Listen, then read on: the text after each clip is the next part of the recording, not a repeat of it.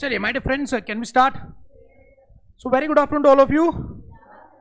I hope you all are doing good. चलिए, so friends, last lecture में हम लोगों ने चैप्टर 1 के अंदर लेवल्स ऑफ द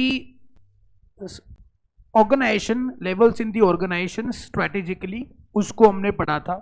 उसके पहले स्ट्रैटेजिक मैनेजमेंट क्या है, स्ट्रैटेजिक मैनेजमेंट के इंपॉर्टेंस क्या है, स्ट्रैटेजिक मैनेजमेंट के बेनिफिट्स क्या है, स्ट्रैटेजिक मैनेजमेंट के लिमिटेशंस क्या है, वो सारी बातें हमने पढ़ी थी. फिर उसके बाद लेवल्स में आए थे. लेवल्स में मैंने आपको बताया था कि 3 लेवल होते हैं. पहला होता है कॉरपोरेट लेवल, दूसरा होता है बिजनेस लेवल, तीसरा होता है फंक्शनल लेवल.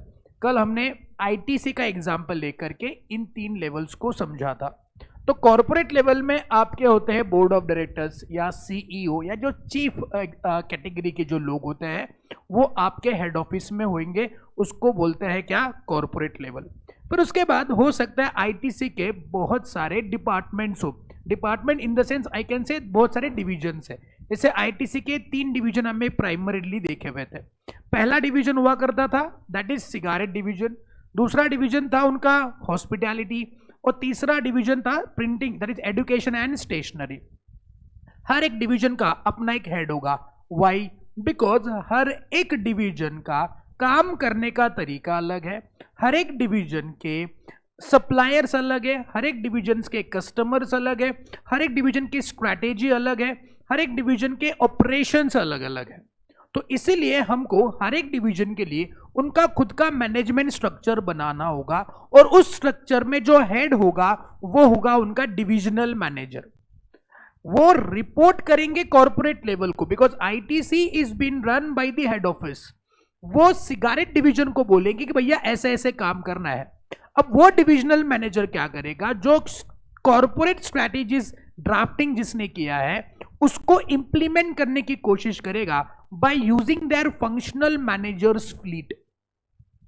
तो they will have their own function. जैसे सिगारेट में अपने खुद के प्रोडक्शन के फंक्शंस होंगे, मार्केटिंग का फंक्शन होगा, फाइनेंस का फंक्शन होगा, कस्टमर रिलेशनशिप मैनेजमेंट के फंक्शंस होंगे. तो all this people are trying to act through the functional managers. Means उस डिवीजन के लिए जो हेड होगा वो फंक्शनल मैनेजर होगा, और डिविजनल मैनेजर होगा, और डिविजनल मैनेजर इन फंक्शनल मैनेजर से पर्टिकुलर फंक्शंस जो है वो परफॉर्म करके लेगा. All the people are answerable to the corporate level. बताएंगे यहां तक इस अंडरस्टैंडिंग के अंदर किसी को कोई दिक्कत है कि सर कॉर्पोरेट लेवल क्या होता है, बिजनेस लेवल क्या होता है, फंक्शनल लेवल क्या होता है? कोई दिक्कत नहीं है. चलिए अभी काम करते हैं, लिखना शुरू करते हैं, और लिखते लिखते हम इस बारे में इंस्टीट्यूट का क्या कहना है वो भी समझते जाएंगे. चलेगा?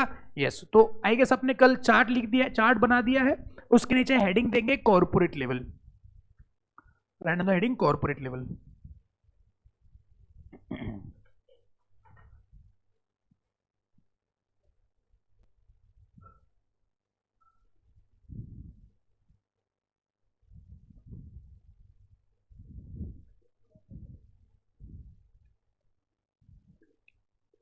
Corporate level. ठीक है? I can easily say these are the corporate level managers. Can I say that? Can I say that these are corporate level managers? Okay, yes, write down. देखो corporate level managers includes corporate level managers includes board of directors,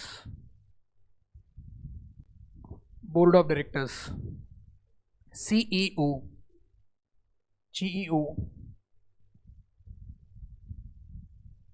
other senior executives,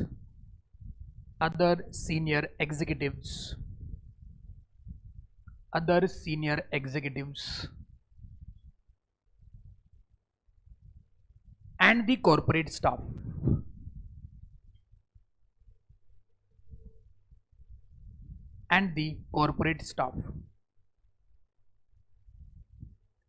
अब आप बताएंगे मुझको, company के अंदर जो भी strategy बनाई जाएगी, ये जो लेवल है ये सबसे ऊपर होगा, मतलब कंपनी के स्ट्रैटेजिक डिसीजंस यही से फ्लो करेंगे. सो दिस इज आई कैन से the apex authority in strategic decision making.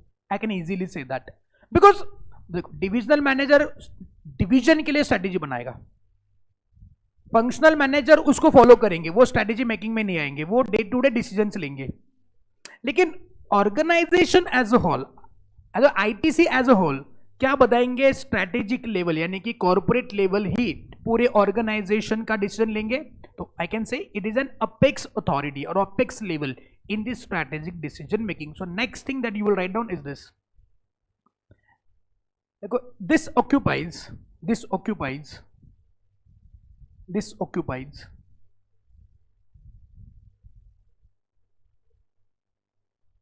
this occupies the apex level. This occupies the apex level. This occupies the apex level in the strategic decision making. In the strategic decision making.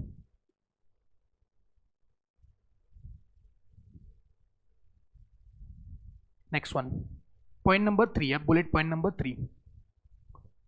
The role of CLM. What is CLM? Corporate level managers. The role of CLM includes the following. The role of CLM includes the following. The role of CLM includes the following. Okay, क्या role है इनका उसके नीचे next bullet या next series शुरू करेंगे, A B C D whatever it is. Defining the vision, mission and goals. Defining the vision, mission and the goals.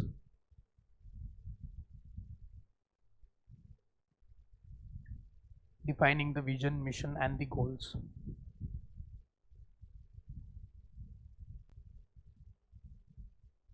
Next one, deciding which business to do. Defining which business to do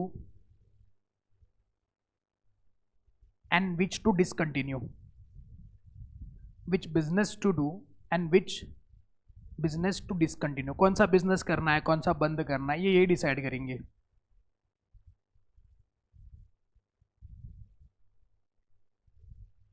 Next, allocation of resources. Next point, allocation of resources.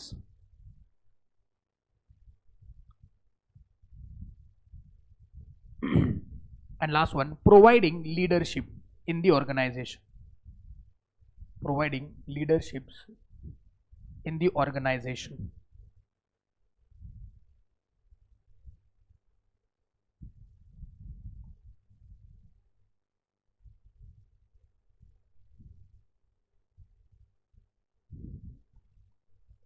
Okay, next one. Next लिखिएगा. अभी role हो गया, अभी fourth point आएगा इसके अंदर, मतलब fourth bullet आएगा. इसमें लिखना CLM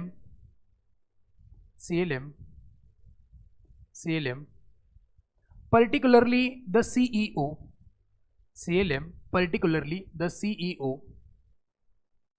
can be viewed as a CLM, particularly CEO, can be viewed as a guardian,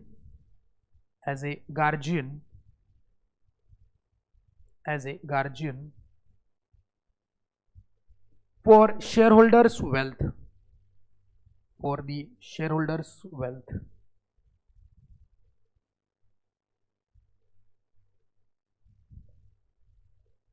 Shareholders' wealth. It is their responsibility. It is their responsibility to ensure that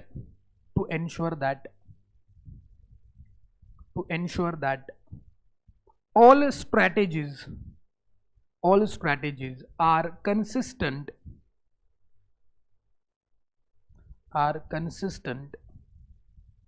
for maximizing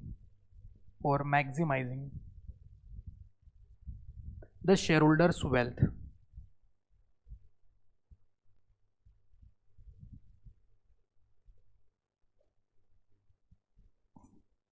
maximising shareholders wealth. Okay, देखिए अब जो आपका page number 21 है, page number 21 में ये जो bullet है, इस बुलेट से आपका कॉर्पोरेट लेवल मैनेजमेंट शुरू होता है। तो यहाँ पे देखिए क्या बोला है, corporate level management consist of, जो फर्स्ट पॉइंट आपने लिखा है, सीईओ आते हैं, सीनियर एग्जीक्यूटिव्स आते हैं, बोर्ड ऑफ डायरेक्टर्स आते हैं, कॉर्पोरेट स्टाफ आता है। तो ये आपने पहला पॉइंट लिखा, इजंट इट। सेकेंड पॉइंट आपने क्या लिखा, वो क्या करते हैं, कम ऑन, वो एक अपेक्स अथॉरिटी है और वो क्या ड्राफ्ट करते हैं, कम ऑन, वो स्ट्रैटेजीज बनाते हैं, जैसे कि they define the mission, goals and vision, then they will allocate the resources for the different kind of functions. फिर उसके बाद हमने लिखा that is they can be viewed as a guardian for the shareholder, they can be viewed as a guardian for the shareholders wealth, and they are responsible for making such a strategies which are consistent with the shareholders wealth। तो जो मैं आपको notebook में लिख के दे रहा हूं, this is nothing but whatever written in the institute study material which has been copy pasted by me in my module, because this is the answer which is going to be there in the suggestion answer sheet, so your answer should match with that। तो बाकी सारा मसाला जो है वो मैंने आपको नहीं पढ़ाया, देखो एग्जाम्पल वगैरह है, it is not to be discussed here, because इसके बारे में हमने ऑलरेडी आईटीसी का चर्चा किया हुआ है। अगेन अदानी का डिस्कस करने का कोई मतलब नहीं बनता है, टाइम मिलेगा तो डिस्कस कर लेंगे बाद में, लेकिन अभी तक के लिए इतना डिस्कशन आपको कॉर्पोरेट लेवल मैनेजमेंट के राइटिंग के अंदर इतना काफी है जो आप याद कर सकते हो। एटलीस्ट इतना तो याद कर लो पहले, नालायक को कुछ बोलेंगे सर इसमें से कुछ बताओ ना, अरे भैया जितना बोला है पहले उतना करिए, एक्स्ट्रा एडिशनल कुछ चाहिए तो मैं आपको भर भर के पन्ने भर भर के लिख के दे सकता हूं, but that is not the case, not the very requirement from the examination point of view. बताएंगे कॉर्पोरेट लेवल मैनेजमेंट क्लियर है बच्चों? अरे क्लियर है, चलिए अब नेक्स्ट लिखेंगे कौन सा, बिजनेस लेवल मैनेजमेंट या मैनेजर्स। पहले बिजनेस लेवल लिखो खाली,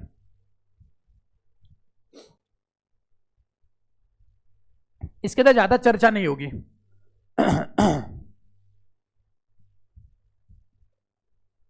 ओके अब जैसे कॉर्पोरेट लेवल मैनेजमेंट है, उसके अंदर हेड कौन होएगा, कौन लोग होंगे उसके अंदर, सीईओ होंगे, कॉर्पोरेट स्टाफ होएगा, बोर्ड ऑफ डायरेक्टर्स होंगे। वैसे बिजनेस लेवल में कौन होएगा, the principal general manager at the business level और द बिजनेस लेवल मैनेजर, सही बात है, which is the head of that particular division. Okay ये लिखेंगे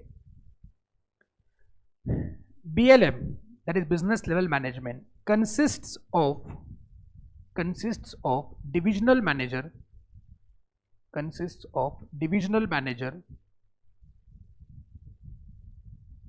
and their other staff।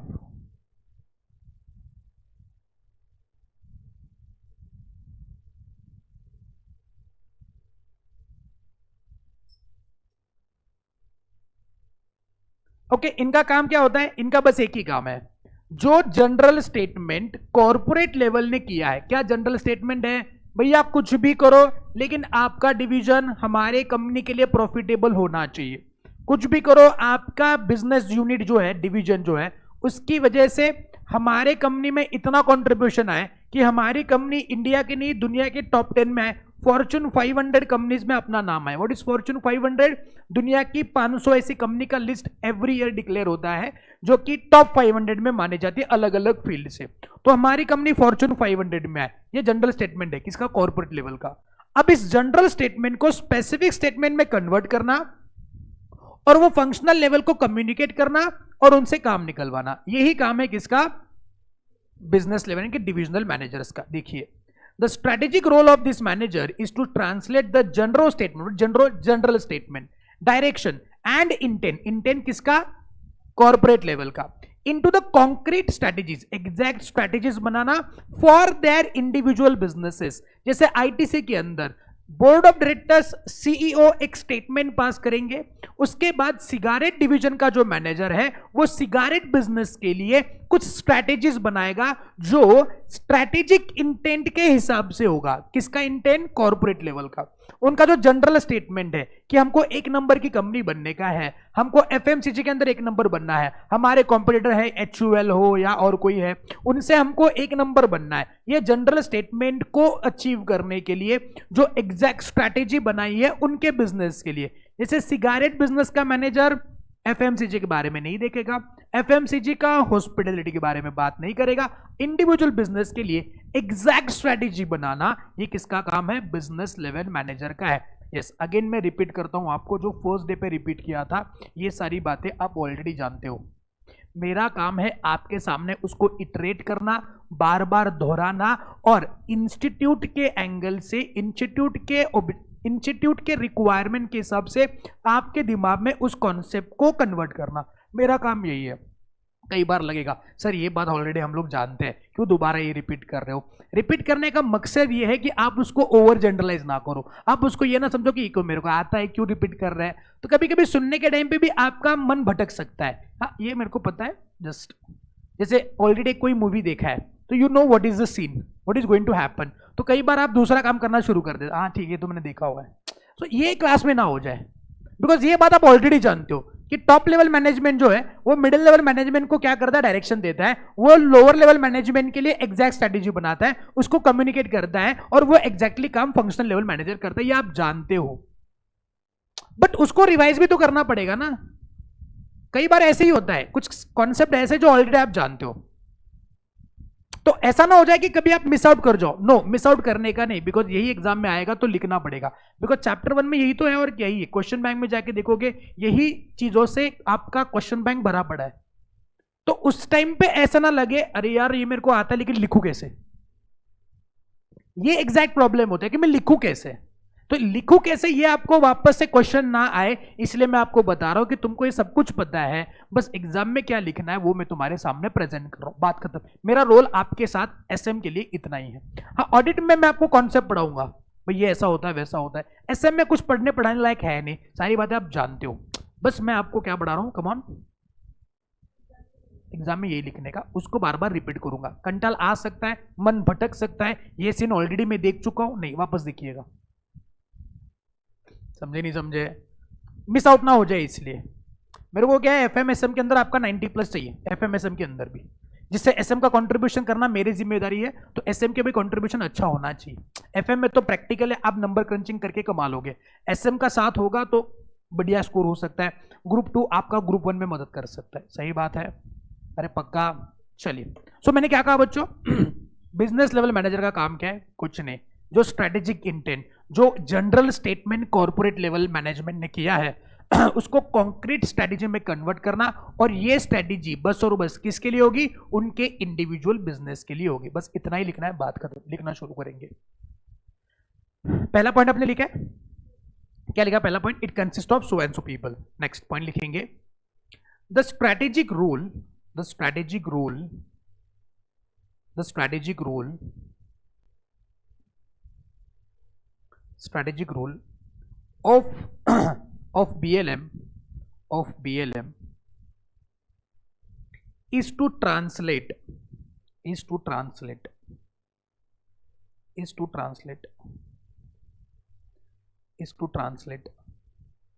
general statements, is to translate general statement of direction and intent, general statement of direction and intent of CLM corporate level management into concrete strategies for their individual businesses,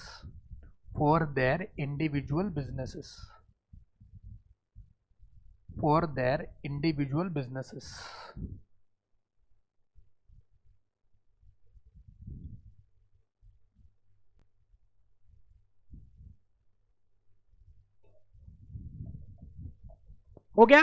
2 level हो गए। अब third level, कौन सा level आएगा?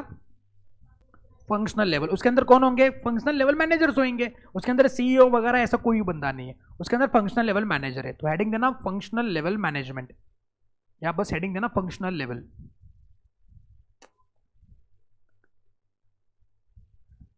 Corporate level के अंदर ये आपका नेक्स्ट पॉइंट आएगा, सॉरी बिजनेस लेवल के अंदर थर्ड पॉइंट आएगा। बिजनेस लेवल कितने नंबर का पॉइंट है? 7th ना, तो 7th के अंदर ये थर्ड आएगा, समझे ना? 5th या पता नहीं क्या है। एक बात बताओ मुझको, business levels, strategic level, sorry business level नहीं, स्ट्रैटेजिक लेवल्स, ये कितने नंबर का पॉइंट है? 5th। तो ये कितने नंबर का आएगा? 5 में 1 2 3 वाला आएगा, समझे ना? You can call it as a 5A, 5B, 5C और Roman 1 2 3 whatever. So this is how you should go. समझे क्या? मतलब strategic level is one of the question जिसके अंदर आपका ये क्या आता है, सब क्वेश्चंस आते हैं। So that's why I am telling you कि ऐसा लिखो। हाँ जी, अरे ओके, मुस्कुराइए, आप ईपीएम में हो, मुस्कुराइए, दांत का डालना है संग, मुस्कुराने के लिए बोला। चलिए जोक्स अपार्ट, लिखिएगा फंक्शनल लेवल मैनेजमेंट या फंक्शनल लेवल लिखा। It consist of functional level managers, it consist of functional level managers. अच्छा, ये उस पर्टिकुलर डिवीजन के लिए रिस्पॉन्सिबल है कि अपने पर्टिकुलर फंक्शन के लिए रिस्पॉन्सिबल है? तो नेक्स्ट पॉइंट लिखिएगा, they are responsible for specific business functions और operations. They are responsible for specific business functions or operations such as production, purchasing,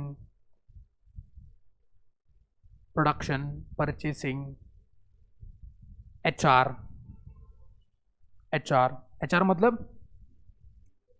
human resource etc.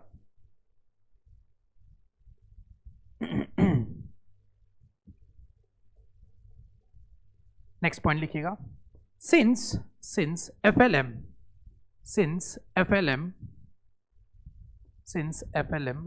are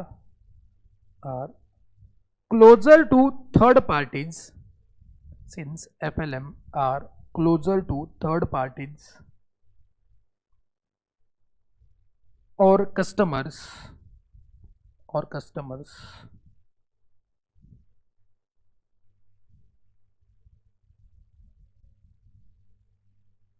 in comparison to functional to typically general manager, compared to typically general manager मतलब कि ऊपर 2 level की बात कर रहे हैं। in comparison to typical general manager, comma, they can generate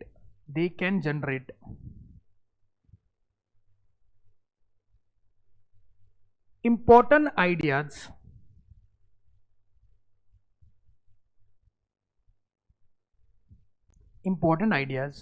which can become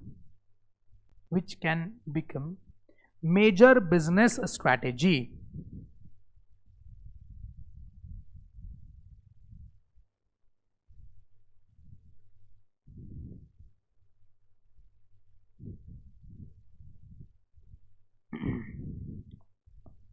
next point, fourth point ना, FLM responsibilities are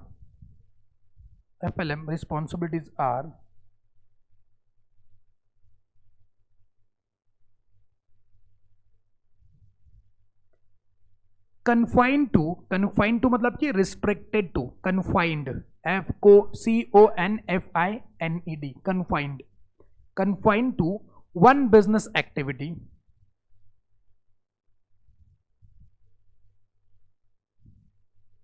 whereas BLM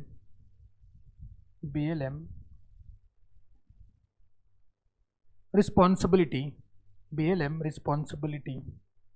is to oversee the entire operation.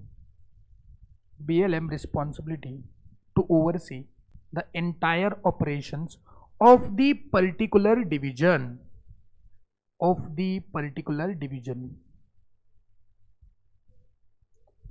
BLM's responsibility is to oversee the, आगे क्या लिखा हमने, the entire operations of the particular division.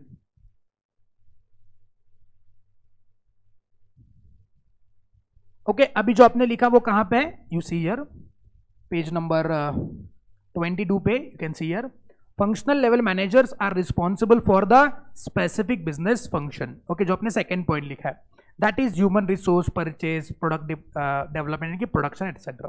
Then आपने लिखा second point that they are more closer to the customers than the typical general manager, यानी कि जो आपका डिविजनल मैनेजर है उससे ज्यादा कस्टमर्स या थर्ड पार्टी से ये लोग कनेक्टेड होते हैं. So they know the exact requirement of the third party और the customers. I can not say only customers. जैसे कि सेल्स एंड मार्केटिंग का मैनेजर है, so is more closer to the customers than the divisional manager. जैसे ITC का जो cigarette division है उसका जो मैनेजर है he is not closer to the customer than comparison to the marketing of the cigarette वाला person. अरे हाँ कि ना, जो धुआं छोड़ते हैं उनके साथ वो मार्केटिंग वाला बंदा है रे. डिविजनल मैनेजर प्रोबेबली धुआं नहीं छोड़ता है, वो बस बेचता है. अरे हाँ कि ना, तो मार्केटिंग वाला पर्सन, अरे marketing manager is more closer to the marketing executives ना, उसको पता है एग्जैक्टली कितना लोग धुआं छोड़ रहे हैं. यूजुअली गवर्नमेंट का इसके ऊपर एक रिस्ट्रिक्शन है कि आप एक फैक्ट्री में मैक्सिमम दिन का कितना प्रोडक्शन कर सकते हो, मतलब कितने स्टिक्स आप मैन्युफैक्चरिंग कर सकते हैं, उससे ज्यादा नहीं कर सकते. हाँ ये बात अलग है कि आगे कुछ होता होगा, लेकिन रिस्ट्रिक्शन है. और फिर वो पैकेट पे भी आता है कि smoking is injurious to health, it leads to cancer, धूम्रपान सेहत के लिए बुरी बात है, वगैरह वगैरह ऐसे बहुत कुछ आता है. और इसमें भी आता है ना वो मूवीज में. चलो मूवीज में तो पहले 10 मिनट जाता ही नहीं हूं कंपलसरी, बिकॉज जिस बात का हमसे लेना देना ही नहीं उस बात को देखूंगा, और देखने के बाद डर लगता है, हम ऐसा करते बैठते हैं. मतलब टीवी में भी आता है कभी कभी मूवी शुरू होने से पहले, बिकॉज वो रील में फिक्स होता है. तो I use to see here and there, because वो ऐसा खतरनाक दिखाते हैं ना, मतलब डर लगता है भाई देख के. और वो भी जाके थिएटर में तो बड़ा स्क्रीन पे देखना, ओ माय गॉड. तो कभी अगर जल्दी चले भी गए, जैसे मम्मी के साथ जाएंगे तो मम्मी बोलते चल जल्दी, डोंट मिस द बिगिनिंग, चलो जल्दी जल्दी जाओ. तो वहाँ पे बैठने का इतना ऐड दिखाते, पता चला कि 2 घंटे से ऐड ही देख रहा हूँ. एक ऐड चला गया, दूसरा ऐड आता है, एक ऐड दूसरा ऐड आता है, मतलब कितने ऐड दिखाते भाई ये लोग. सो बेसिकली जो मार्केटिंग वाला पर्सन होता है वो मार्केटिंग सेल्स एग्जीक्यूटिव से जुड़े हुए रहते हैं और वो कस्टमर से जुड़े. तो कस्टमर को एग्जैक्ट क्या रिक्वायरमेंट है ये तो मार्केटिंग एग्जीक्यूटिव को पता है, सेल्स एग्जीक्यूटिव को पता है, और ये मार्केटिंग के पर्सन से कनेक्टेड है. अरे हाँ कि ना, so he knows what exactly the things need to be changed. Colgate का बड़ा एक इंटरेस्टिंग स्टोरी है कोलगेट का, अगर आपने सुना है उसको सोशल मीडिया पे वगैरह. तो पहले के जमाने में कोलगेट, ओके उसको दातुन बोलते हैं. ओके दातुन पहले क्या होता था, हमारे जो पूर्वज थे वो तो आई गेस नीम की स्टिक्स ही यूज करते थे. तर आपण मराठीत लिंबाची काडी म्हणतो. सो नीम की स्टिक्स यूज करते थे. डायरेक्टली खेत में जाएंगे, नीम का वहीं पे बैठ के शुरू करेंगे, घर पे कुछ लेके आएंगे, घर पे लोग करते बैठ रहे हैं. इफ यू हैव सीन, ऐसे बैठ के इसको चबाना है बस, बाकी कुछ नहीं करना है. बचा हुआ है तो ऐसे उसको दांत घिसने, मतलब दैट इज हाउ. उसके पहले लोग नमक से दांत घिसते थे. नमक से, किसी ने घिसा नमक से दांत नहीं? जब आप गांव जाते हो वगैरह, ऐसे ही फन मोमेंट के लिए ऐसा नमक लेने का, उसको ऐसे ऐसे करने का, उसमें जो चूल्हा होता है, चूल्हे का जो कोयला होता है ना, वो कोयलों का ऐसा ऐसा करने का, वो नमक में मिक्स करने का, and that will be your datun, that will your tooth powder. You haven't use that, क्या है ना, मतलब ट्राई करिएगा, ट्राई करिएगा. कभी गांव में जाएंगे अगर चूल्हा वगैरह है यू कैन यूज दैट. किसी का फार्म हाउस वगैरह है वहां पे चूल्हा है, जब भी जाएंगे फार्म हाउस में तो उसको यूज कर सकते हैं, कुछ नहीं होता है, बीमार नहीं पड़ते. हम वही हाइजीनिक एंड ऑल के चक्कर में आ चुके हैं. कुछ भी हो गया, मैंने देखा कुछ लोग ऐसा लगे वो सैनिटाइजर लेते, मग म्हणायची वेळ येते का खातोस.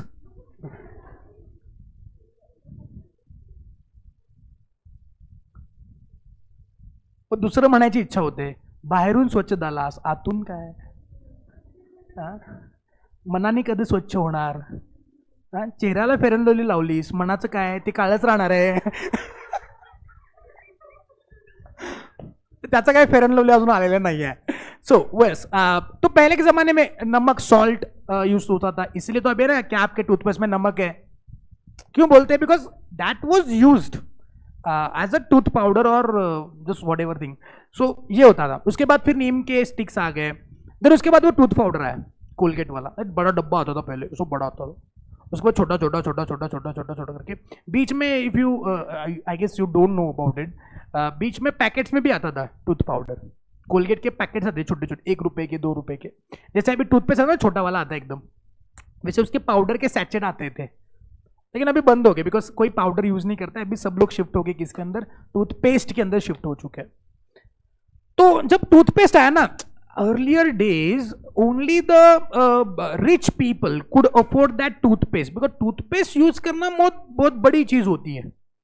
और वो टूथपेस्ट जो होता है ना, उसका जो मुंह होता है वो पहले एकदम छोटा हुआ करता था, एकदम छोटा. जैसे अभी वो छोटा टूथपेस्ट आता है, हम लोग ट्रैवल में वगैरह लेके जाते हैं छोटा टूथपेस्ट, तो उसका मुंह देखो इतना छोटा होता है. ओके, उससे डिस्पेंस कम होता है, ट्रैवलिंग के लिए सही है, छोटा सा होता है, यूज कर लेंगे ऐसे. तो उतना छोटा उसका मुंह था जब वो टूथपेस्ट नॉर्मल साइज का मिलता था ट्यूब का. फिर एक मीटिंग के अंदर जो सेल्स एग्जीक्यूटिव्स है, सेल्स मैनेजर है कोलगेट का, उनका मीटिंग हुआ. मीटिंग के अंदर बोलते कि how to increase the sales. फिर उन्होंने एक सोचा कि एक काम करते हैं कि सुबह भी दांत घिसते हैं लोगों को, शाम को भी दांत घिसने के लिए बोलो. सकाळ आणि रात्री सोने से पहले कोलगेट करना जरूरी है. तो by that time they double their sales. तो अभी सुबह भी दांत घिसेंगे, शाम को दांत घिसेंगे, तो 2 बारी होएगा ना. रात्री काय चूळ भरून झोपलं तरी चालते, काय प्रॉब्लेम नाही. असं काय फारच आपण काय जाऊन शिकार करत नाही. हे दात बी तसे रक्तबिक्त लागलंय दाताला आणि आता धुवायला पाहिजे असं काय नसतं. आपण शिजवलेलं अन्न खातो, झोपताना चूळ भरली व्यवस्थित तरी चालते, असं काय मोठा फरक नाही पडत. आणि ज्यावेळी पडायचे त्यावेळी ते दात पडणारच आहेत. समजलं का? काही जणांचं असतं म्हणजे जेनेटिकली कॅल्शियम वगैरे चांगलं असतं, बोन चांगलं आहे तर त्यांचं टिकणार जास्त. त्यांचं काय नाही आहे वीक आहे तर वीक आहे. काय असतं काय काय जणांचं कॅल्शियम जेनेटिकली थोडंसं वीक असतात, त्यांचं काय होऊ शकत नाही. तुम्ही काय वाटेल ते करा, काही फरक पडत नाही. तो what I was trying to tell you, 2 बारी घिसने के लिए बोला, डबल हो गया. Now this advice is been given by their sales executives.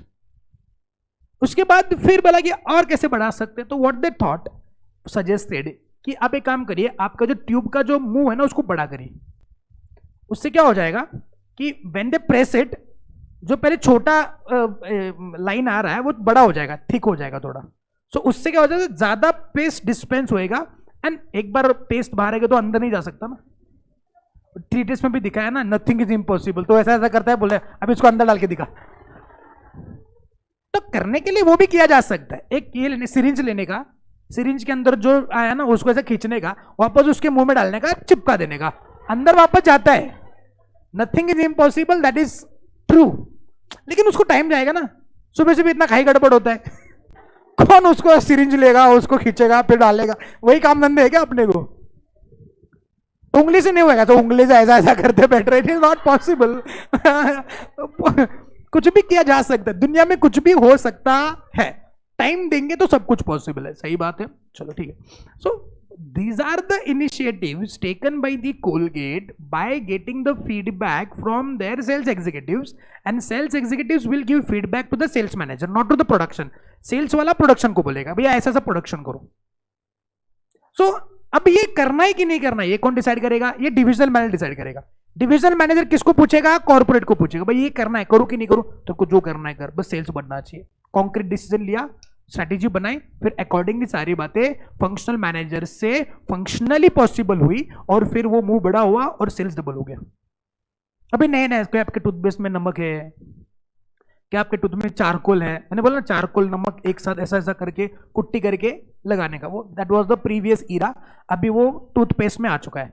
अभी कूलिंग क्रिस्टल है, क्या अभी माहौल थोड़ा सा गर्म है तो cooling crystals, active crystals, max fresh, Colgate max fresh असं लगता है. आम्ही तो उठलो की 10 मिनिटं कळतच नाही जिवंत आहे काय काय, आणि मग ते मॅक्स फ्रेश लावा.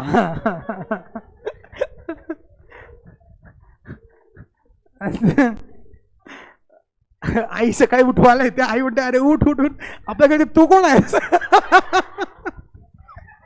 तू है कौन? 10 मिनट हमारा यही चलता है. एनीवन एल्स हियर जिसका जिसका ऐसे ही होता है? कुछ लोग ऐसे जबरदस्त होते हैं, मतलब जैसी आंख खुली एकदम फ्रेश. हाँ अभी मैं जंग पे जाने के लिए तैयार हूं. लाइक हमारा ऐसा नहीं है, हमारे इंजन गर्म होने के लिए समय लगता है भाई. उसके बाद भागेगा तो रुकेगा नहीं. That is the scene. अरे हाँ कि ना, किसी बोला 6 बजे उठो तो हम 6:30 बजे उठते. 6 बजे उठ जाते हैं, ऐसा नहीं कि नहीं उठते, उठते हैं. आधा घंटा हम इधर उधर करते हैं सब कुछ. अरे हाँ कि ना. फिर जाएंगे डाइनिंग टेबल पे, ऐसा रुक जाएंगे, फिर उधर सो जाएंगे थोड़ा. ये बोलते हैं मैक्स फ्रेश यूज करो. काय का मैक्स फ्रेश? मैक्स फ्रेश तक पहुंचे तो सही पहले, तो जा करके हम फ्रेश हो जाए ना. चलिए जब बात. But what I am trying to tell is that कि कई बार इनके जो इनपुट्स होते हैं वो एक बढ़िया स्ट्रैटेजीज करके भी निकल आते हैं, जो अपने अभी ये पॉइंट लिखा हाँ कि ना. And then the third point you write down that उनके जो काम होते हैं वो जनरली पर्टिकुलर फंक्शंस तक कन्फाइंड रिस्ट्रिक्टेड होते हैं. बट उन्हीं के साथ काम करने वाला जो डिविजनल मैनेजर है उसका काम होता है उस पर्टिकुलर डिवीजन के बारे में बात करना. वैसे पॉइंट नहीं लिखना चाहिए था, लेकिन फिर भी ऐसा आधा अधूरा लगता है ना. 2 पॉइंट लिखे अच्छा लगता है, 3 पॉइंट लिखो. तो 3 पॉइंट लिखने के लिए एक इजी पॉइंट मैंने छाप दिया है जिसको भी याद करके जा सकते हो. सही बात है, कंपैरिजन है खाली कि डिविजनल मैनेजर और उसके साथ काम करने वाला फंक्शनल, दोनों में डिफरेंस क्या है. कॉर्पोरेट तो पूरे ऑर्गेनाइजेशन की बात करेगा, लेकिन एक ही बिजनेस में 2 मैनेजर क्या काम कर रहे हैं ये थोड़ा रिस्ट्रिक्टेड है. ये पूरे बिजनेस को एज होल, यानी कि डिविजनल मैनेजर प्रोडक्शन की भी बात करेगा, सेल्स की बात करेगा, मार्केटिंग की बात करेगा, एचआर की बात करेगा. उनके मैनेजर पर्टिकुलर उनके फंक्शंस की ही बात करेंगे, उसको किसी और के फंक्शन से लेना देना नहीं है. इसको बोलते हैं कॉन्फ्लिक्ट, स्ट्रेटेजिक कॉन्फ्लिक्ट बोलते हैं इसको. सही बात है. चलिए तीनों लेवल आपको क्लियर है बच्चों? पक्का? एक बार शांति से जितना हमने पढ़ा है लिखा है उसको रीड करेंगे, उसके बाद क्वेश्चन देखेंगे, फिर अगले पड़ाव पे जंप करेंगे. चलेगा?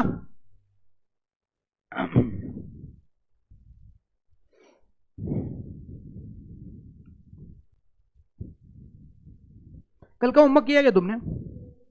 मैंने विदाउट फेल भेजा.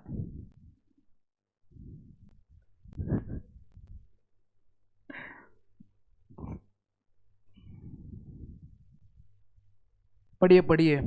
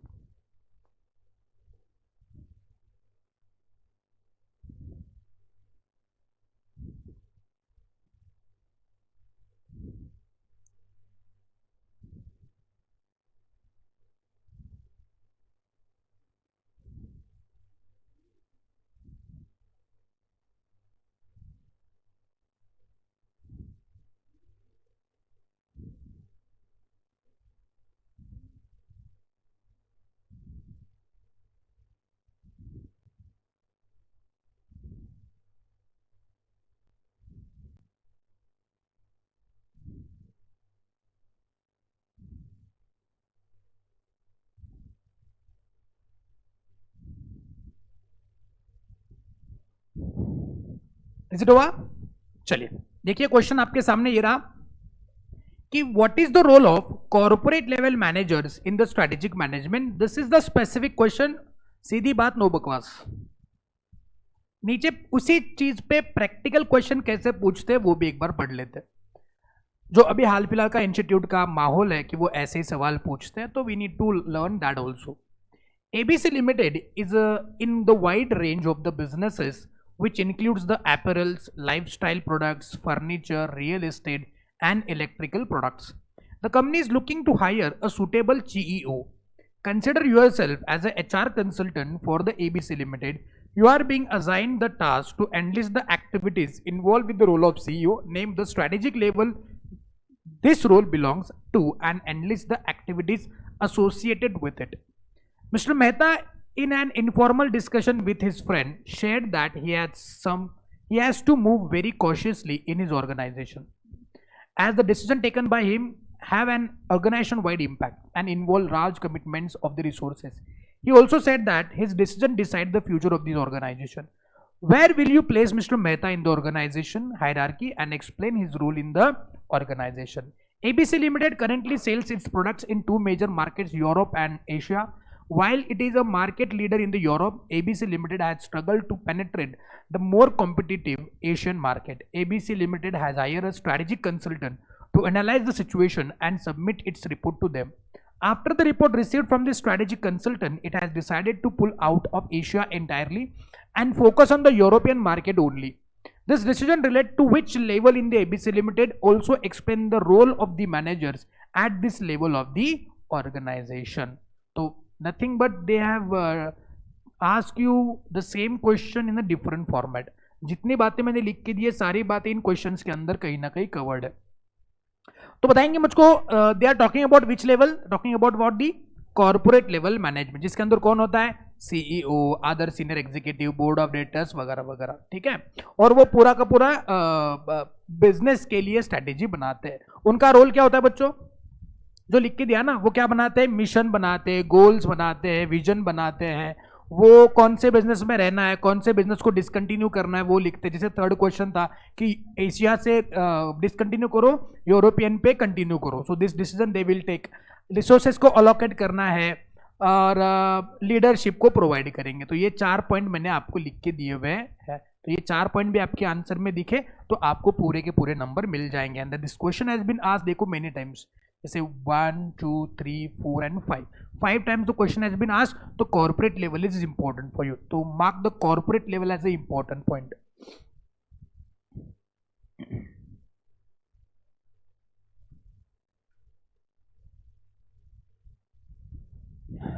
Next question straight away question है, explain the different 3 levels of the strategic formulation. मतलब फॉर्मुलेशन ये तो कुछ समझा ही नहीं, मतलब now the answer is the same but आपको क्वेश्चन अलग तरीके से पूछा है कि 3 लेवल्स ऑफ स्ट्रेटेजिक फॉर्मुलेशन. हमने क्या पढ़ा, 3 स्ट्रेटेजिक लेवल्स पढ़े, लेकिन मैंने आपको एक्सप्लेन करने के टाइम पे क्या बोला था कि ये मैनेजर्स ही है जो अलग अलग लेवल पे स्ट्रेटेजी बनाते हैं. तो स्ट्रेटेजिक फॉर्मुलेशन ही हुआ ना. तो उस स्ट्रेटेजिक फॉर्मुलेशन के 3 लेवल बताओ. The first line I told you when I taught this concept, when I started teaching with this concept, this only कि these are not the levels in the organization, these are the levels of strategic making, यानी कि management के 3 level है. so this question has been asked from that point of view.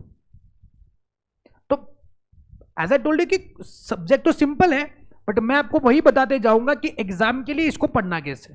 तो 3 levels in the strategic formulation का मतलब होता है वो 3 स्ट्रेटेजिक लेवल्स ही पूछ रहे हैं. तो 3 लेवल कौन से हो गए, कॉर्पोरेट, बिजनेस एंड फंक्शनल. तो जो मैंने अभी आपको लिख के दिया वही सारी बातें लिखना है. देखो ये लिख के दिया आपको, अपेक्स अथॉरिटी, ओवरसी वगैरह, अलोकेटिंग रिसोर्सेज. बिजनेस लेवल के अंदर सेम, जनरल लेवल को क्या करते हैं, कॉन्क्रीट स्ट्रेटेजीज में कन्वर्ट करते हैं, हाँ कि ना. देन फंक्शनल लेवल पे स्पेसिफिक फंक्शन की रिस्पॉन्सिबिलिटी होती है. फंक्शनल मैनेजर का responsibility confined to only organization, where general manager पूरे ऑर्गेनाइजेशन की बात करते हैं. So this is how you have to reproduce the answer. ये सेम इंस्टीट्यूट के सजेस्टेड आंसर है जो आपके अभी नोटबुक में भी रिप्रोड्यूस किए हुए हैं. नोटबुक को पढ़ेंगे, यहाँ पे क्वेश्चंस पढ़ेंगे तो और बेहतरीन तरीके से रिवीजन आपकी हो सकती है, हाँ कि ना. आगे बढ़े, नेक्स्ट के विजन मिशन है, ये छोड़ो.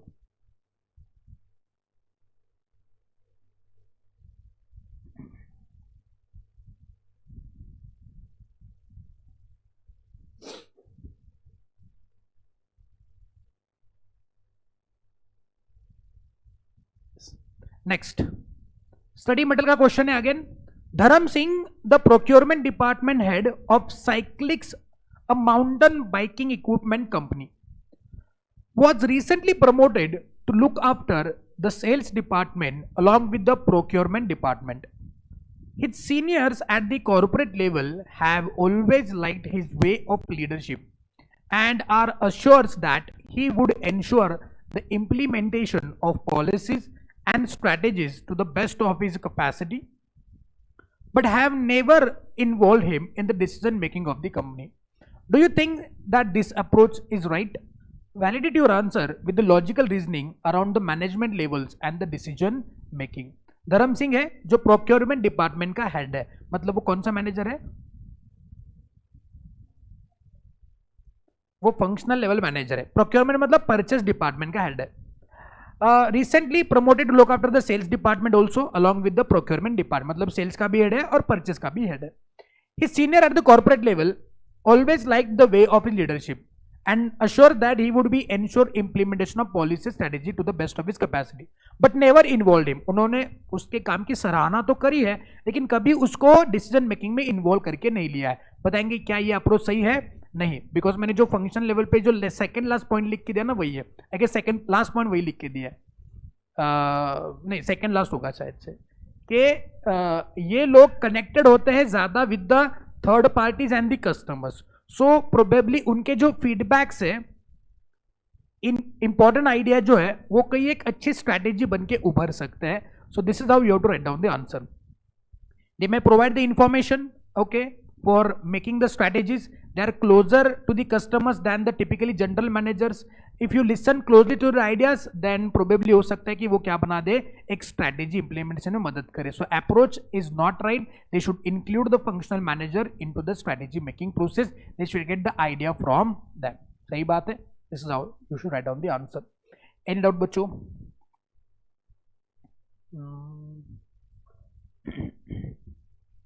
ये आंसर आगे रिपीट हुआ है. चलो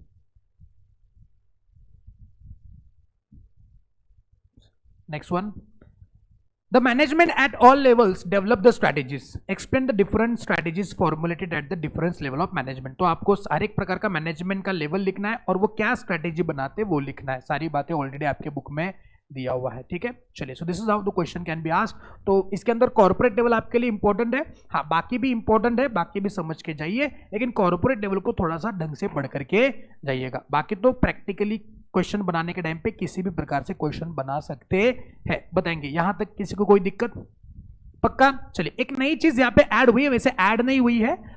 ये पहले इसके ऊपर बहुत ज्यादा मसाला हुआ करता था, लेकिन अभी उन्होंने एक पेज में, लगभग ये एक ही पेज है, एक पेज में उसको खत्म कर दिया है. Now what is this point we need to discuss. ये खत्म होने के बाद फिर आपके चैप्टर की एटलीस्ट 75% बातें हो चुकी है चैप्टर 1 की. ये बोलते कि इंटरलिंकिंग क्या है. जैसे कॉर्पोरेट लेवल का बिजनेस लेवल से, बिजनेस लेवल का फंक्शनल लेवल से, फंक्शनल लेवल का कॉर्पोरेट लेवल से, मतलब this is how they are networked with each other, how they will work together, how they are connected with each other. ये यहाँ पे बताया हुआ है. ठीक है, थोड़ा स्ट्रेट बैठेंगे, एकदम straight. So there are 3 major types of network of relationship between levels and also amongst the same levels of the business. इसके ऊपर अब तक सवाल नहीं आया है नए सिलेबस में, तो प्रोबेबली चांसेस है कि ये सवाल बना ले, बिकॉज बाकी सारी बातों पे कहीं ना कहीं कैसे कैसे सवाल बनाए जा चुके हैं. प्रोबेबली इस पे सवाल देखने को मिल जाए नए से first time in your examination. तो पहले देखना है कि फंक्शनल एंड डिविजनल रिलेशनशिप कैसा होता है. Functional level management and divisional level management में किस प्रकार का रिश्ता होता है. वो एक ही ऑर्गेनाइजेशन में काम करते हैं. आईटीसी का सिगारेट डिवीजन के अंदर डिविजनल मैनेजर है और फंक्शनल मैनेजर है, मतलब वो एक ही बिजनेस में काम कर रहे हैं. ठीक है, उनका क्या रिश्ता है. So it is an independent relationship where each functions or division is run independently, headed by the function division head who is a business level manager. Means what कि एक बिजनेस जो होता है वो बिजनेस लेवल मैनेजर से run होता है, लेकिन जब मैं फंक्शंस की बात करता हूं तो उनके पास एक इंडिपेंडेंट हेड है. एग्जांपल दिया है, फाइनेंस एचआर के लिए अपने अपने हेड होंगे, लेकिन बिजनेस के लिए एक बिजनेस हेड होएगा, यानी कि डिविजनल हेड होएगा. Next, horizontal relationship. All positions from the top management to the staff level employees are in the same hierarchical position. It is a flat structure where everyone is considered at the same level, and this leads to openness and transparency in the work culture, more suitable for startups. Means what? ये बात कर रहे हैं कि अगर आपके business में, अगर आप कोई बिजनेस कर रहे हो तो उसका स्ट्रक्चर आप कैसे रख सकते हो. एक तो आप ये वाला स्ट्रक्चर रखिएगा, फंक्शनल एंड डिविजनल रिलेशनशिप. मतलब इसके अंदर आप एक फंक्शनल हेड रखेंगे और उसके ऊपर काम करने के लिए डिविजनल हेड रखेंगे, so that they can work together. हर एक फंक्शन के लिए अपना एक हेड होगा और डिवीजन के लिए अपना एक हेड हो सकता है. सही बात है. This is how you can place your structure of the organization. दूसरा स्ट्रक्चर क्या बोलते हैं कि you can have a horizontal relationship. जब नई ऑर्गेनाइजेशन होती है, स्टार्टअप्स होते हैं, तो उनके पास उतने लोग नहीं होते कि हर एक फंक्शन के लिए हर एक कोई बंदा होगा, फिर डिविजनल के लिए एक बंदा होगा. नो, सारे लोग एक ही पैरामीटर पे काम करते हैं, सारे लोग एक ही हायरार्की पे काम करते हैं. मतलब all the people are considered as the same. कोई बंदा सेल्स भी देख रहा है, परचेज भी देख रहा है, वही दूसरे बंदे को मदद भी कर रहा है, वो उसका कभी हेड बन जाता है, ये उसका कभी हेड बन जाता है. सेल्स में सब मिलके काम कर रहे हैं, परचेज में सब मिलके काम कर रहे हैं, तो all the people are working at the same level. समझे बात? इसमें कोई हायरार्की नहीं है कि कोई ऊपर वाले पोजीशन पे है, कोई नीचे वाले पोजीशन पे, ऐसा नहीं. कोई डिविजनल हेड नहीं है, कोई बिजनेस हेड नहीं है, कोई कॉर्पोरेट लेवल नहीं, कुछ नहीं. सब मिलके एक साथ काम करते हैं. जब स्मॉल ऑर्गेनाइजेशन होता है, जब स्टार्टअप्स होते हैं, तो उस टाइम पे ये स्ट्रक्चर ऑफ ऑर्गेनाइजेशन ज्यादा फ्रूटफुल होता है. Because we can't afford to spend money to have such kind of different fleets of managers. तो कॉस्ट कम लगने के लिए 4-5 लोग हैं, मिलके सब एक साथ काम करते हैं. इसको क्या बोलते हैं? Horizontal relationship. सही बात है. जैसे ईपीए का एग्जांपल ले लो. अब ईपीए में हम 3 है, तो हम तीनों में कोई हायरार्की नहीं है कि कोई मान लो फंक्शनल हेड है, कोई डिविजनल हेड है, ऐसा नहीं. सब मिलके सेम लेवल पे ऑपरेट कर रहे हैं, सब मिलके एक दूसरे को मदद करके काम कर रहे हैं. बात समझे नहीं समझे? तो यहां पे कोई हायरार्की नहीं रखी हुई है हमने कि भैया एक फैकल्टी है जो बड़े लेवल पे है, एक फैकल्टी दूसरे लेवल पे, एक फैकल्टी तीसरे लेवल पे. ऐसा कोई हायरार्की सेट करके नहीं रखा हुआ है. ईपीए को अगर ऑपरेट करना है तो तीनों मिलकर ऑपरेट करेंगे. कोई भी स्ट्रैटेजी बनानी, मान लो मार्केटिंग का कोई स्ट्रैटेजी बनाना है, तो हम तीनों मिलकर उस पर डिसाइड करेंगे और फिर डिसीजन लेंगे. कोई भी 1-2 या बाकी लोग मिलकर कोई डिसीजन नहीं लेंगे.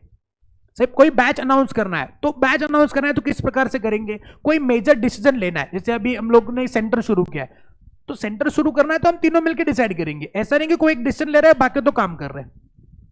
सो इसको बोलते हैं horizontal relationship. So you can have such kind of structure in your organization, more suitable for the startups. And फिर आता है आपका मैट्रिक्स. मैट्रिक्स मतलब it is a grid like structure levels in the organization with the teams formed with the people from the various department, but these teams are temporary task based project.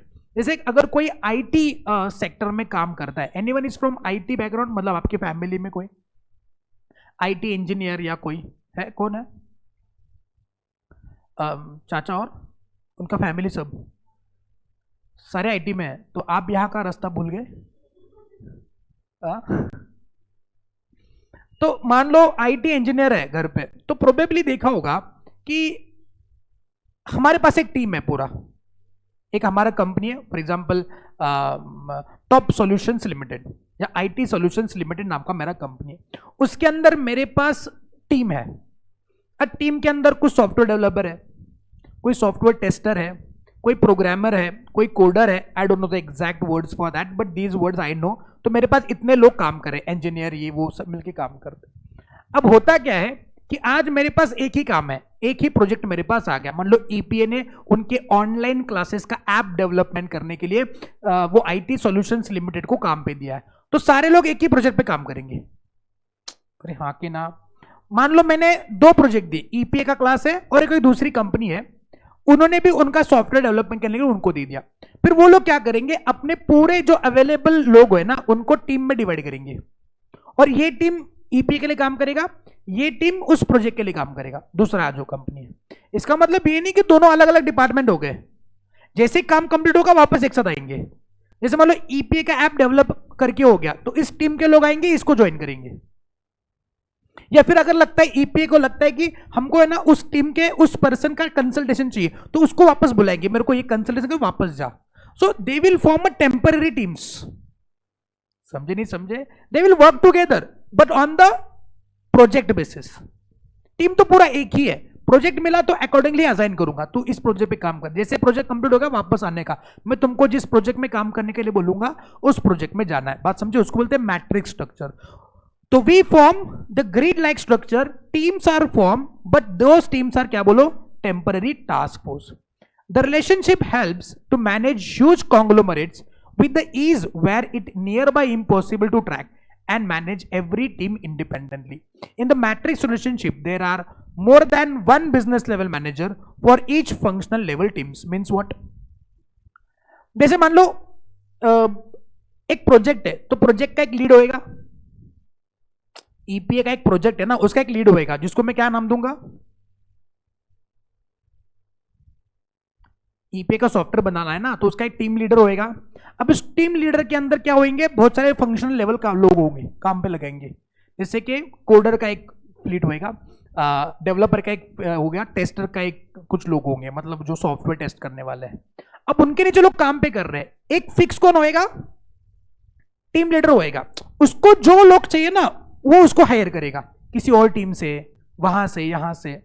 अब जैसे ही task complete होगा वो business level manager भी नहीं रहेगा और ये functional level teams भी नहीं रहेंगे। तो they will have more than one business level manager, because हर एक प्रोजेक्ट के लिए अलग अलग हेड होएगा और उनके नीचे काम करने वाले ये सारे लोग हैं जिनको जब लगे उस बंदे को बुला करके वापस छोड़ देगा। समझे नहीं समझे? उसको बोलते क्या? Matrix structure. समझे नहीं समझे? जैसे मैं कौन हूं? मैं आईटी सॉल्यूशन लिमिटेड का मालिक हूं। मेरे पास 4 प्रोजेक्ट है, 4 प्रोजेक्ट का एक एक हेड बनाऊंगा और मेरे पास जितने लोग काम करने के लिए उनको उस टीम लीडर्स को असाइन करते रहूंगा। तो I do have more than one manager, business level manager, और उनके नीचे काम करने वाले बहुत सारे टीम मेंबर्स जो इससे उस टीम से उस टीम में, उस टीम से उस टीम में जाते आते रहेंगे। उसको बोलते हैं मैट्रिक्स रिलेशनशिप। ये कब होगा? जब मेरे पास कॉन्ग्लोमरेट है। कॉन्ग्लोमरेट मतलब कि कोई फिक्स टास्क नहीं है, जैसे प्रोजेक्ट आता है उस प्रोजेक्ट पे मैं काम करता हूं। यूजुअली जो इंफ्रास्ट्रक्चर कंपनीज होती है उनमें ये काम होता है, बिकॉज जो वर्कर्स होते हैं ना वो अलग अलग प्रोजेक्ट पे काम करते रहते हैं।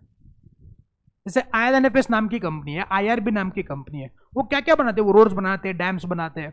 तो उनके पास कोई फिक्स काम नहीं होता है, जो काम मिलेगा वो काम करते रहते हैं। अकॉर्डिंगली अपने एम्प्लॉयज को काम पे लगाते, बस उस प्रोजेक्ट का एक हेड बनाते जिसको हम लोग बिजनेस लेवल मैनेजर का नाम देंगे।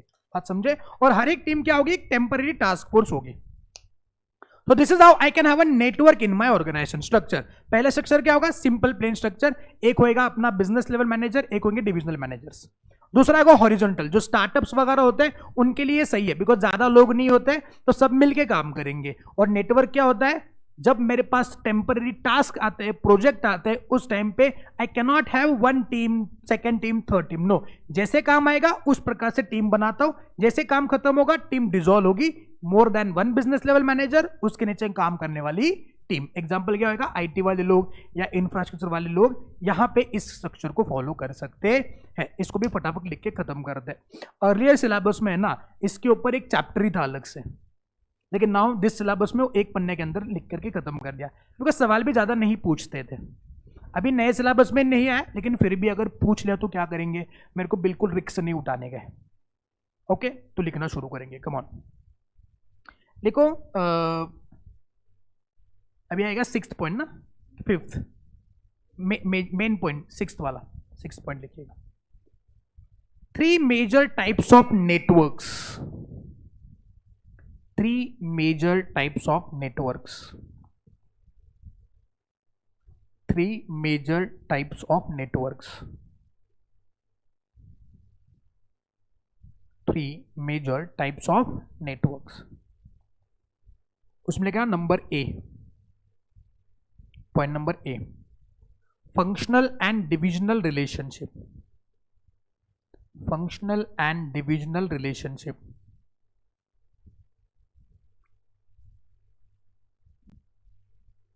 उसमें bullet point number 1, in this structure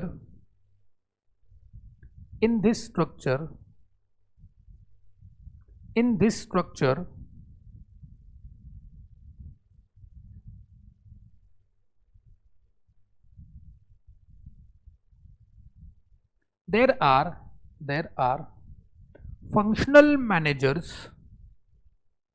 functional managers and divisional managers and divisional managers.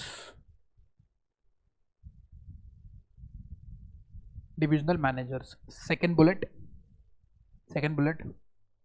Functional head will look after the individual function. Functional manager will look after the individual function. Functional manager who will look after the individual function, and divisional manager will look after the entire SBU. SBU stands for strategic business unit, and divisional manager will look after the SBU. SBU stands for strategic business unit, SBU oblique division. Strategic business unit, SBU oblique division, मतलब particular division की बात करते हैं, ठीक है। हो गया पहला पॉइंट। Number B, horizontal relationship. Point number B, horizontal relationship. Point number B, horizontal relationship.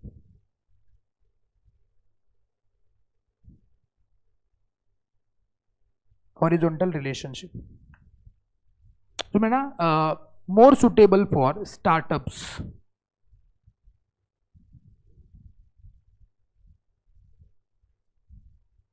More suitable for startup where idea needs to be shared. More suitable for startups where ideas need to be shared. Where ideas need to be shared more speedily. Ideas need to be shared more speedily. Second bullet, it is a flat structure. It is a flat structure where everyone considered at the same level. It is a flat structure where everyone considered at the same level. Where everyone is considered at same level. Everyone is at the same hierarchical position. Everyone is at same hierarchical position. Everyone is at same hierarchical position.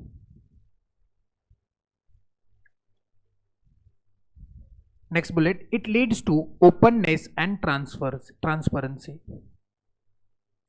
It leads to openness and transparency.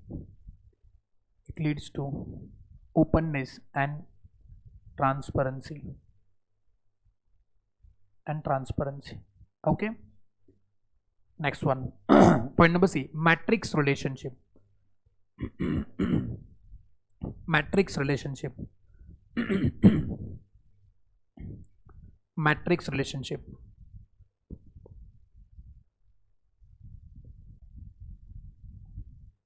Suitable for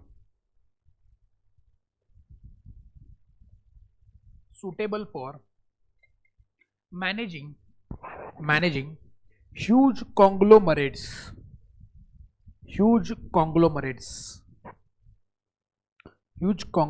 Conglomerates मतलब कि multi businesses. Huge conglomerates, conglomerate का मतलब होता है multi businesses. ऐसी company जो बहुत सारे बिजनेसेस को हैंडल करती है उसको बोलते हैं कॉन्ग्लोमरेट्स। उसमें लिखना, they form temporary task based teams. They form temporary task-based teams. Task-based teams according to the projects called grid. According to the project called grids. इसको grids बोलते हैं।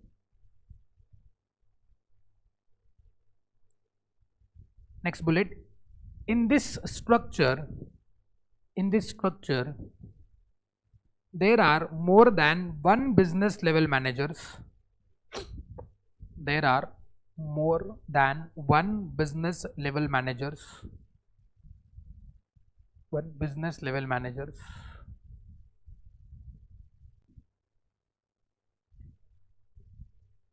For each functional teams, for each functional level team, for each functional level teams.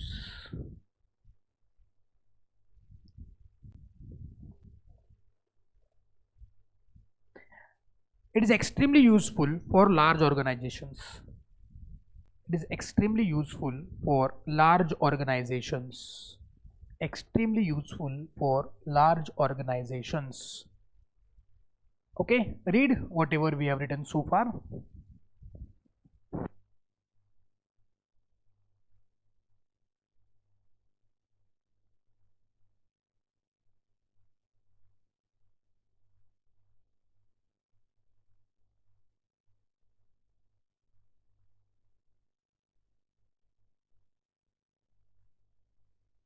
Example लिखो, infrastructure companies. Example लिखो, infrastructure companies. Infrastructure companies.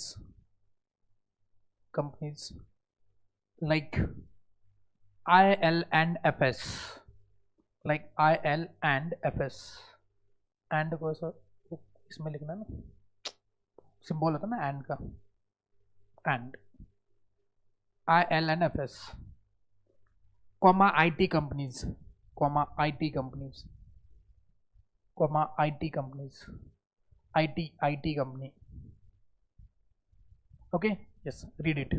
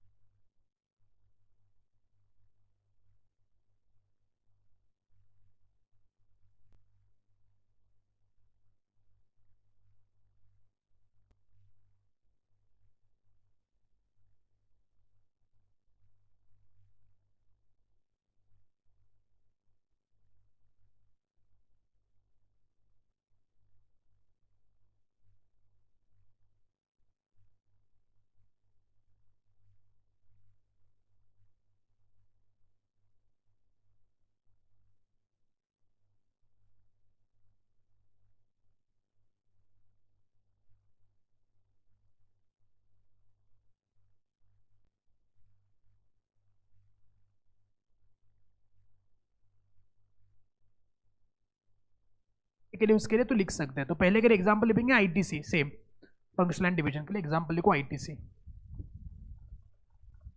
ITC horizontal के लिए कोई भी startup का एग्जांपल ईपीए लिखे, एग्जांपल ईपीए. इसके लिए एग्जांपल ईपीए का लिख सकते हो.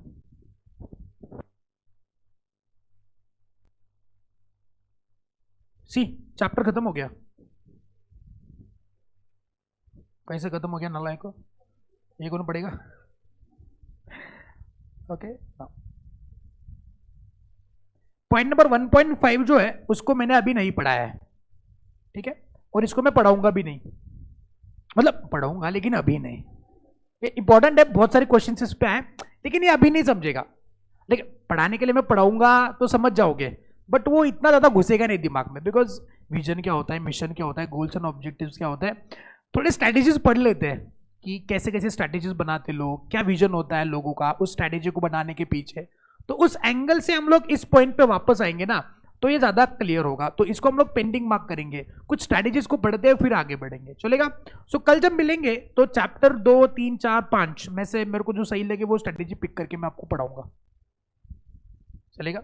जो भी सही लगे उसको पढ़ते हैं। तो कुछ एक स्ट्रैटेजीज पढ़ते हैं, उसके बाद वापस चैप्टर 1 पे जंप करेंगे और फिर इसको खत्म करेंगे। Then at that time I can say कि चैप्टर 1 आपका फिनिश हो चुका है। To sum up, to complete this I require 2-3 lectures more. तो 2-3 लेक्चर में ये वाला पॉइंट भी हो जाएगा।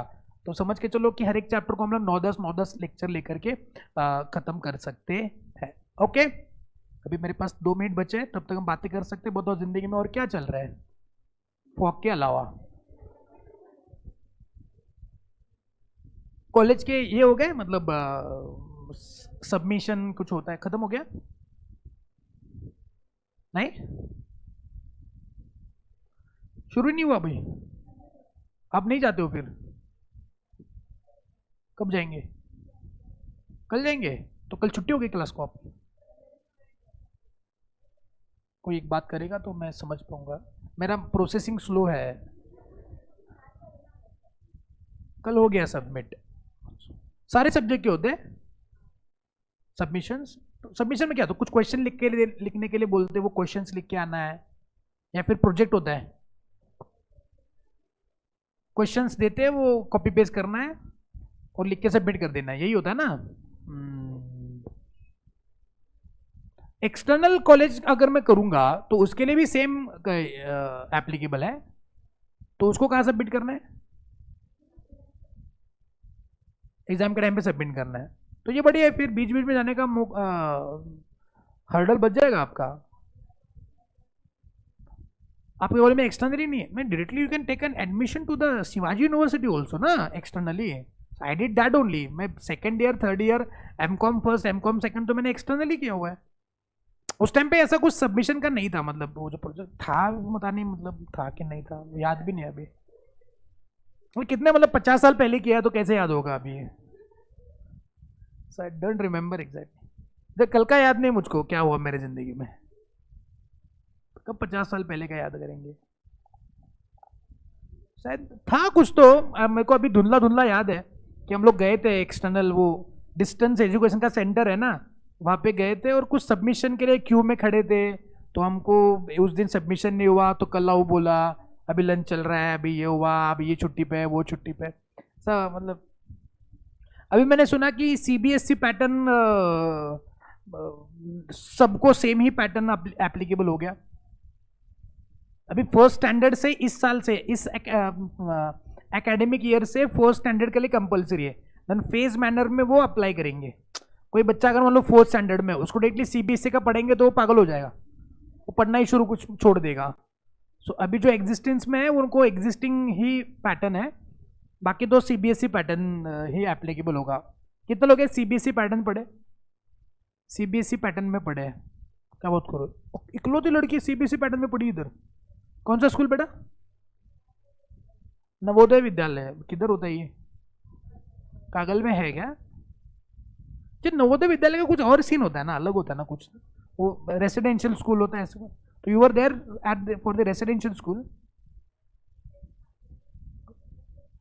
सतारा में? अच्छा, बढ़िया है।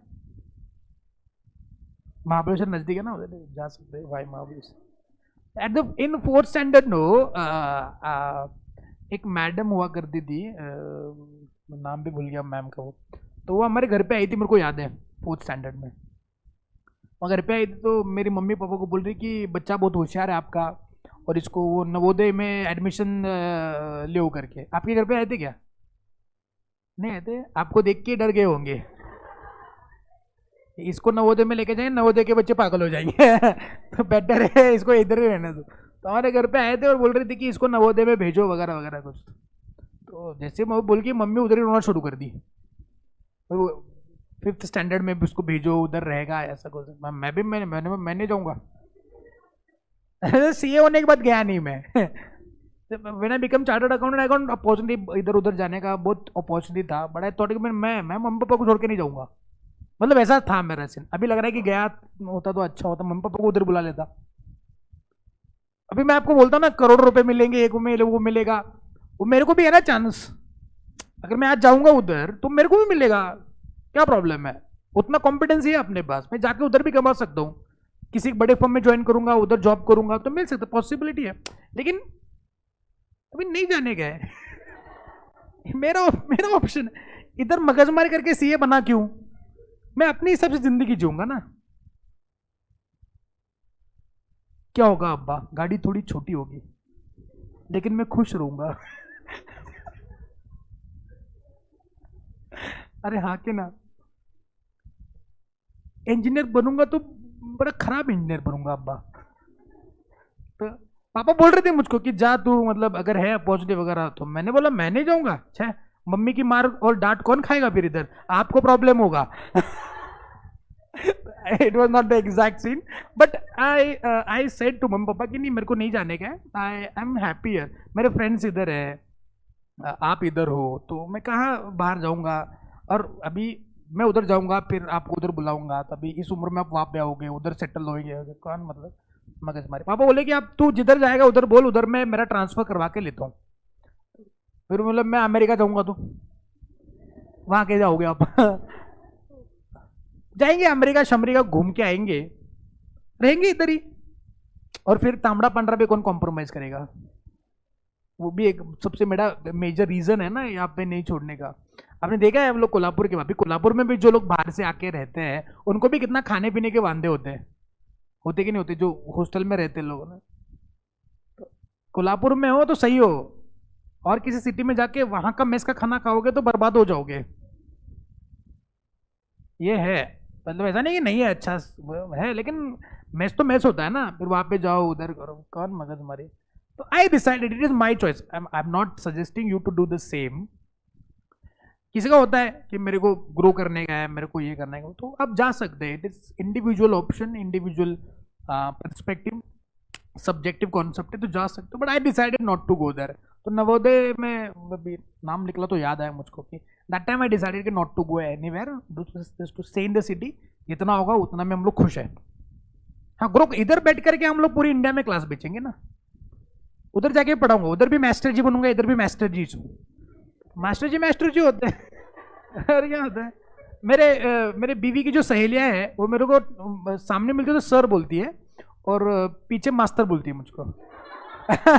सच्ची में सुप्रिया को पूछना है कि सर की तरफ मास्टर आहेत का आज घरात, तो बोले मास्टर कुठे आहेत, मास्टर बरे आहेत का वगैरह। अभी उनके फैमिली भी मुझको मास्टर ही बोलते हैं।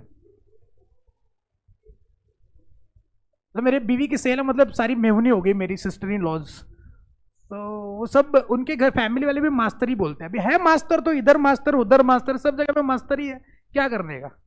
ऑनलाइन पढ़ा सकते तो पढ़ाते हैं, जाएंगे कोने कोने में जाएंगे, लेकिन इधर रह के, ऐसा मेरा मानना था। लेकिन अभी कभी कभी डाउट आता है मन में कि जाता तो अच्छा होता, बढ़िया होता, ऐसा लगता है। लेकिन फिर मन में दूसरा सवाल आता है ना कि है जो भी है, जैसा है अच्छा है, खुश रहना बहुत जरूरी है। करने के लिए अंबानी से ऊपर भी अमीर हो सकते हैं, उतना कॉम्पिटेंसी है अपने पास, लेकिन नहीं बनने गए। 5-5 बार शादी कौन करेगा? चलिए, थैंक यू सो मच आए के आज का लेक्चर के लिए। Online students thank you so much. कल जब मिलेंगे तो स्ट्रैटेजीज को डिस्कस करना शुरू करेंगे। कल से बड़े इंटरेस्टिंग डिस्कशन अपने होने वाले, बिकॉज पहला चैप्टर था एकदम थ्योरेटिकल टाइप डिस्कशन था। कल से जब आएंगे ना तो अलग अलग टॉपिक्स, अलग अलग स्ट्रैटेजीज, अलग अलग लोगों की सोच हमको सीखने को मिल जाएगी। ओके, चलिए, one second, thank you so much, bye bye. Break के बाद मिलते हैं ऑडिट के लिए।